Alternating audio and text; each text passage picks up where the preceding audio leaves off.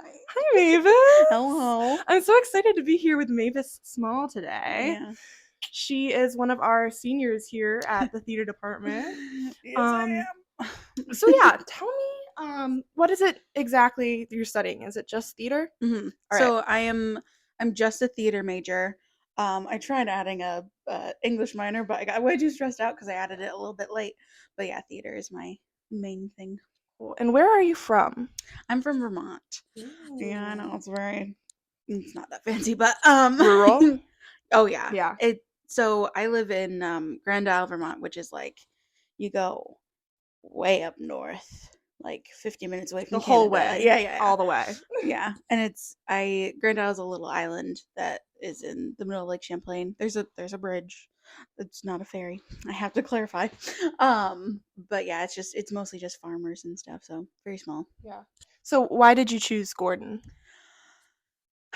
So I applied to only 2 different schools just because it was either in Vermont or here. And I could have gone to the other one for a lot cheaper, like 3,000 for the whole year, like every year, and but it wasn't Christian. And so I know. Yeah. And so I actually prayed about it, and God was like, you should probably go here. And I was like, oh, okay, fine. So I did not take any sort of tour before coming. Oh, wow. Like I had no idea what it looked like. Actually, fun fact, I say, oh wow, neither did I. I'm like, what? That's insane. Yeah. So like coming here, I had no idea what it looked like, not really where it was. Didn't really I knew that the theater department was like the 17th in the country at the time. So I was like, okay, that's pretty cool. It's a Christian, like, Yeah. So it was mostly just God being like, you should go to this one. I know it's more expensive, but go here. So what drew you to pursuing theater as like an actual degree? So I started doing theater as a freshman in high school, and there was sort of like a aha moment, like my junior year, which is when they're just like, oh, you need to start looking at colleges and stuff. By the way, pain in the butt. You're 16 anyway. So I had the aha moment where I thought about all the other things I could do, like, and I wouldn't be happy doing anything else. Like I pictured myself like all the other stuff I kind of like doing. I was like I wouldn't be happy. I wouldn't be doing what I love to do. And there was so much of that in my senior year of high school too. Just like just go be a theater major, and then if you go and audition for things and it doesn't pan out, then you can switch your major and that sort of thing. Um, but yeah, and then there was a lot of doubt freshman year here because I would audition for everything imaginable. I got into nothing my freshman year. And so they were just like, well, I'm terrible at this, all that sort of stuff. Which is not true. In fact, it's not The true. imposter syndrome. Yeah. It's lying to you. Yeah. And so, but in that Jess Allgard, who was our technical director, she was actually just Richmond when I got here. Back in the day. And so she offered she asked me if I wanted to stage manage one of the fall shorts that we have. And I was like, sure, never done it before, but she was like, yeah, it's fine. And then I was just like, okay, I can do other things than just acting. That's the long answer to your question. That's a great we want to get all the juicy deets. Okay. What is your favorite show that you've been a part of? Oh, here or in high school? Both. Okay. So, I mean, all come down to the miser, whether it's high school or here. Yeah. It was the first time that I was like an actual lead in a show. Yeah. And it was kind of unbelievable for me to believe that I could be a lead in the show, because in high school it was just ensemble all the way through. We've all been there. That's another story for another time. And just working with Jill Rigotti for the first time was like so cool, and like so because she's a physical theater person, and that was just really cool, and being able to like be an 80-year-old man, like I had She never. was the most impeccable 80-year-old man. That was my first impression of you. Really? I'd never met you Oh before that. I was like, this person is no. I at first I'm like, this is a compliment. I did Uh, not know that you were a woman. I saw you and I was like, who this is the eyebrows, they were the They costume was blended incredible. into the hair that was underneath my little French hat.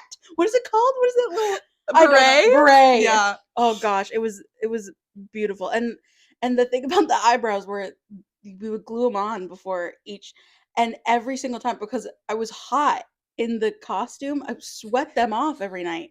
So like I would be this old man at the end of the show and my eyebrows would fall off. And she'd come up with the cleverest ways to Like be like, you've made me so angry, my eyebrows fell like it off. was, oh my gosh, it was so insane.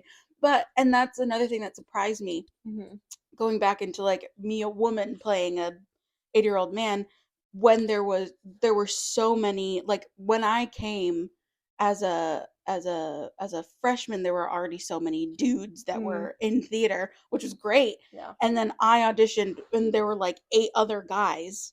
And I was like, oh, that'll probably be like, that makes sense. He would be so good at like, and then the cast list came out and it was me. And I was like, what? Like it was so insane. It was so insane.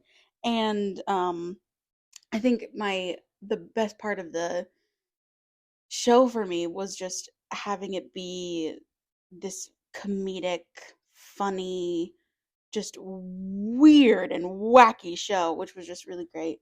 Um and it's weird because like during that time my parents were getting a divorce, so like there was like the I was stressed out about that, and then going to rehearsal and doing these fun things. It was like a very weird time in my life, but it was my favorite show just because it was it was so I bet that great. community was really great for Oh you at the yeah, time too. 100%. The best thing about our like program here is that it's such a community, rather than like in high school it was, but like there was so much like competitiveness that was like I think competitiveness in theater is stupid. It's so dumb. Um I and agree.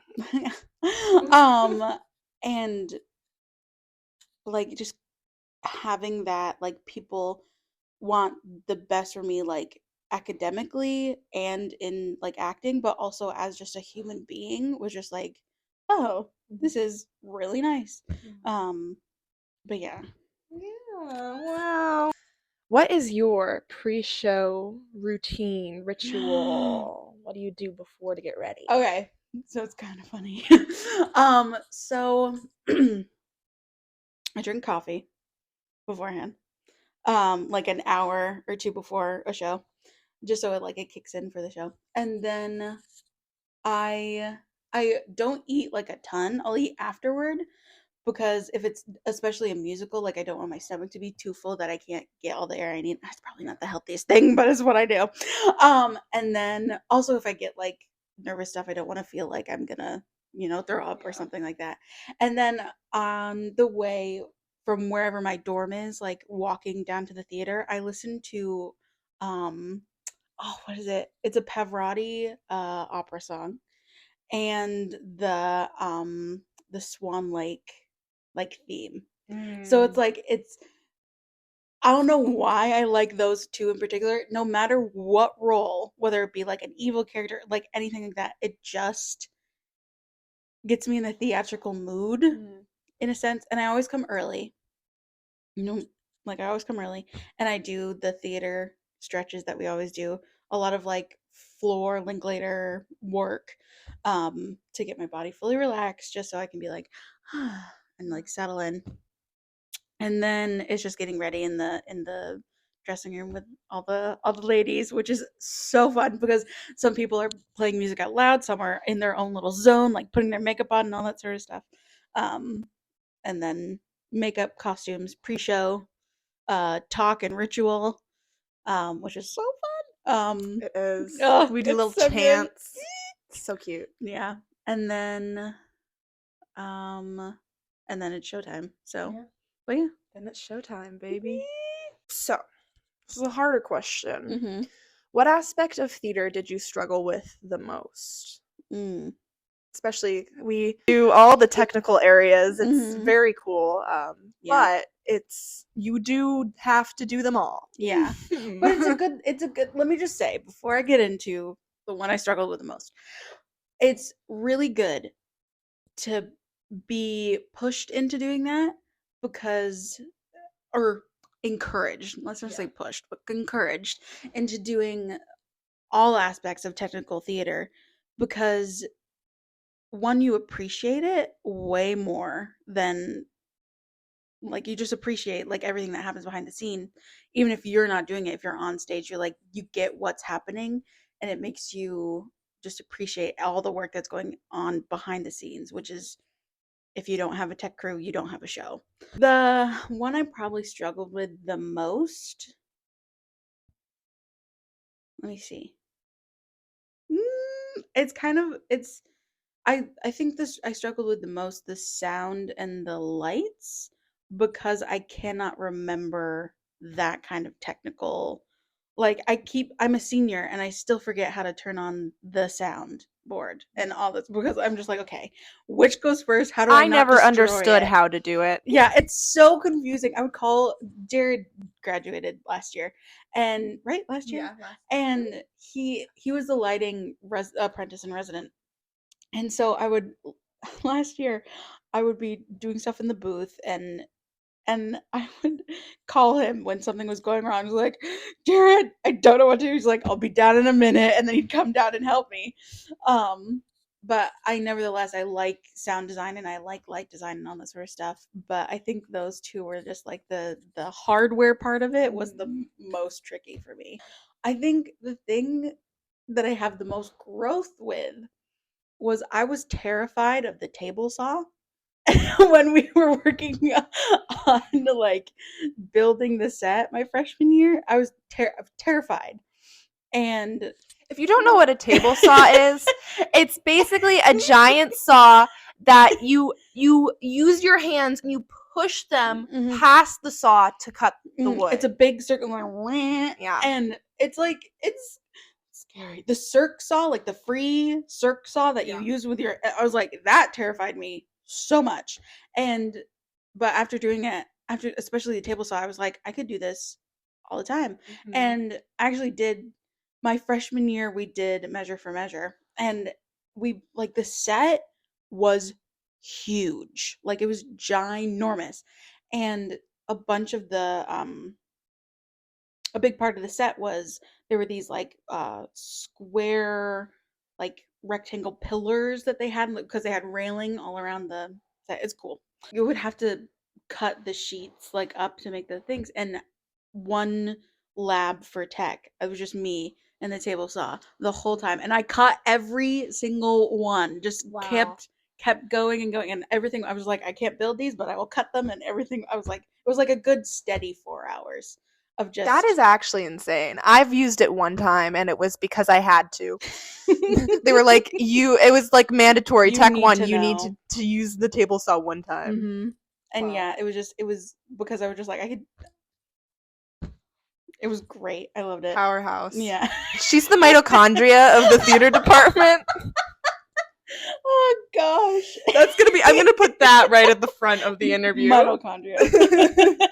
Power. What is your favorite normism? Oh, I'm there are so glad just she so understood what that term many. was and I didn't even have to explain it. But I'm going to tell you because you don't know. Yeah, yeah. Normisms are little quirks, little phrases, perhaps little things that Norm Jones, who is he's the chair of our department. He's the Um, well, he's like yes, he's the chair of our department. He is the one and only full-time professor yeah. of the entire department. With Jess Allgard is the technical director and she does teach, but she's not technically a professor, which is Mhm. stupid.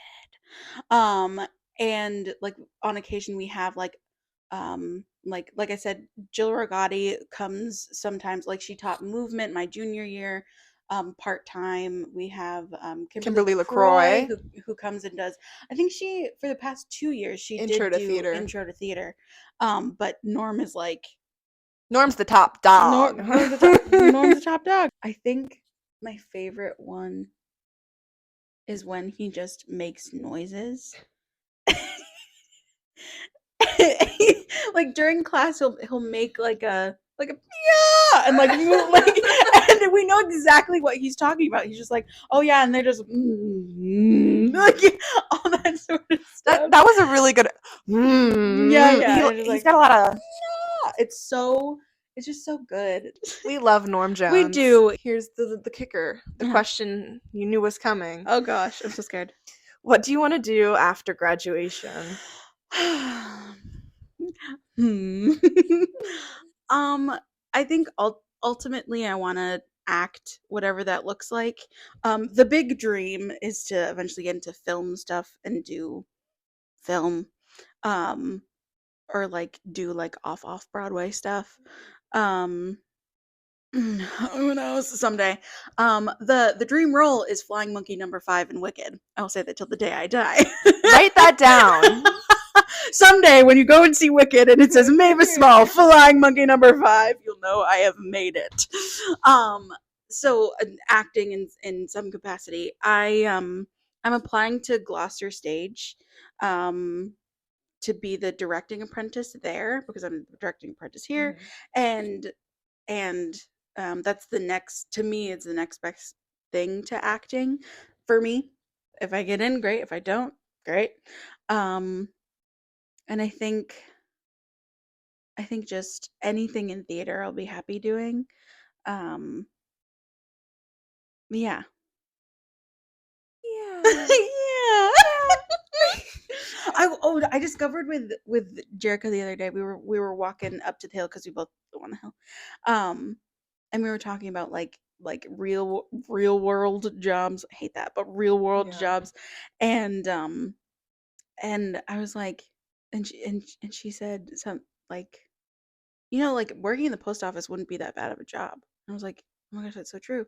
Because you work 9 to 5, you work for the government, which means after 10 years, your loans are forgiven if you didn't know that. Like you work for the I government didn't for a know certain amount that. of time, like they'll get rid of your loans, Thank which is you, I know, government. it's so great. Wow. I mean, it is 10 years, but it's 9 to 5, only 5 days a week. I can do theater afterward Work for and the on the post office weekend. at day, Yeah, work for the theater at night. exactly. It's like Batman. Yeah. No, no, it's not. It's nothing like Batman. Well, he's Batman by night. It's like Batman. I think I was thinking What? Superman.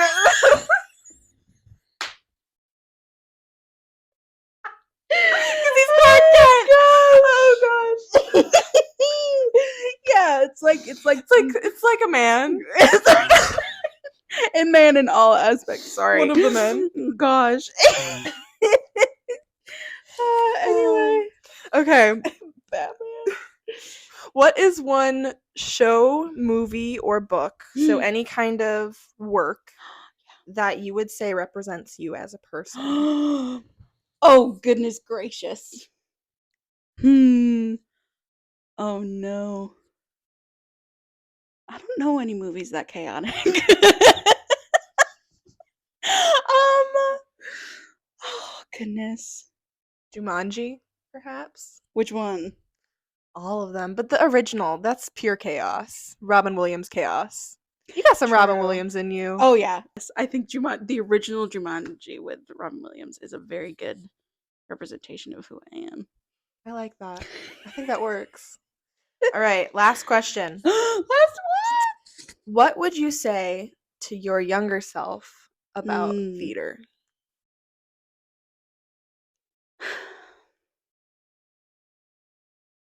Just do it. Don't don't worry about don't worry about being perfect. Perfection is impossible on this side of eternity. That's a norm thing.